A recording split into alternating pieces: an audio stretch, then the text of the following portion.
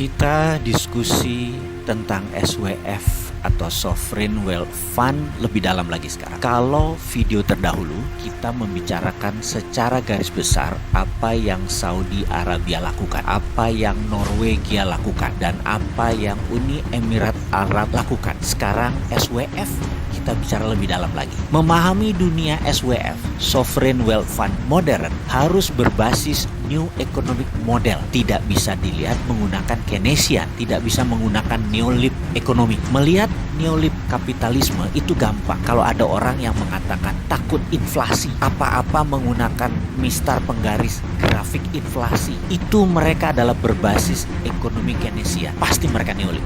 New Economic Model bisa nggak ada inflasi walau duitnya dicetak dari thin air, dari angin. Contoh sederhana, kalau kita cetak uang 100.000 dari angin, lalu kita kasih ke mbok-mbok di pasar, uang tersebut dia beli 10 kilo jagung misalnya.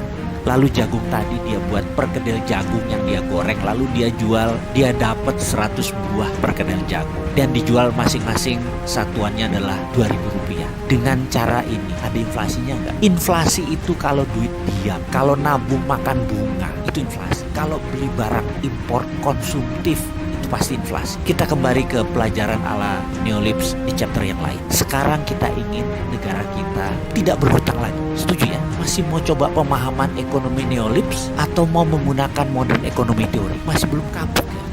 Masih belum kapok ya utang? Masih belum kapok ya defisitnya besar? Atau mau menggunakan sesuatu yang revolusioner? Sekali lagi, sekedar mengingatkan, kita negara kaya mineral, terutama logam mulia seperti emas, perak, platinum, dan banyak mineral jarang atau rare earth yang tersedia di muka bumi Indonesia ini. Segera lakukan audit atas aset tersebut. Berdasar pasal 33, kekayaan alam beserta isinya milik negara. Gak boleh milik swasta atau dijamin-jaminin.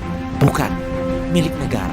Setelah diaudit, maka kita akan mendapatkan jumlah deposit. Sekali lagi, jangan pikirkan bagaimana sulitnya nanti nambang, bagaimana di mana areanya, ada yang open pit atau bagaimana nanti teknologinya, refinery smelternya mahal. Itu urusan swasta, itu urusan partikelir. Nanti kita nih negara, kita di atas swasta. Jangan pikirkan dulu mengenai teknologi, cara tambang dan lain sebagainya. Dalam SWF, Sovereign Wealth Fund, di dalam New Economic Model, mineral tadi tidak akan pernah ditambang. Ingat, tidak akan pernah diproduksi karena bukan untuk kebutuhan tambang yang seketika. Bukan, kita tidak memerlukan materialnya. Nanti sovereign artinya kedaulatan. Maka kita bicara siapa yang punya logam mulia, mereka berdaulat. Ingat itu kata-katanya. Yang punya logam mulia mereka berdaulat. Jauh di atas dolar, jauh di atas yuan. Kita hitung misalnya cadangan emas Indonesia, katakanlah setelah kita audit ternyata ada 100.000 ton. Angkanya sekitar itu memang. Dan itu ada di perut bumi Indonesia.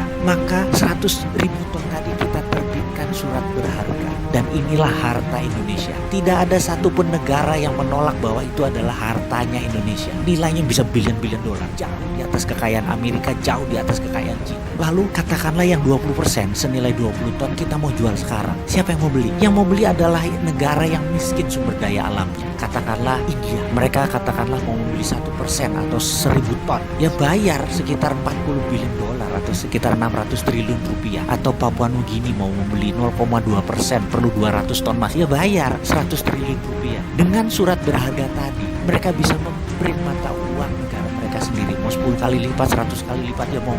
Sekedar mengingatkan, 78,5 ton deposit Bank Indonesia yang saat ini kita miliki nilainya 50 triliun. Money create kita adalah 5.000 triliun, alias kita mencetak 100 kali dari jaminan emas kita. Hal itu biasa saja dan itu lumrah. Sampai kapanpun sesungguhnya cadangan emas tadi tidak perlu ditambang atau diproduksi. Itu namanya Sovereign Wealth Fund dalam arti sebenarnya. Kalau kita sendiri bagaimana? Kita mau nanya, berapa yang mau di-print? Berapa yang mau dipakai? Semua tergantung proyek berlapis 12 minimum. Lapis 12 itu seperti begini sederhananya. Kita punya 30 warteg. Kita mau buat warteg tersebut menjadi 100. Untuk menyuplai warteg tersebut kita perlu supplier ayam, perlu telur, perlu beras, jaringan distribusi, pupuk. Semuanya ikut dibangun. Sampai sawah, padi, pupuk, semua tanaman pestisida, pabrik drone untuk nyiram pupuk cair tadi, semua dibangun sekaligus berlapis 12 tadi. Jadi jalan tol yang saat ini dibangun harus 100% produk lokal. Kendaraan yang isi pun TKDN-nya, lokal kontennya harus di atas 80%. Kalau perlu pakai baterai listrik yang 100% buatan Indonesia, sehingga tidak impor BBM. Dan kendaraan itu pun mendistribusikan hasil pangan, pupuk yang semua buatan Indonesia.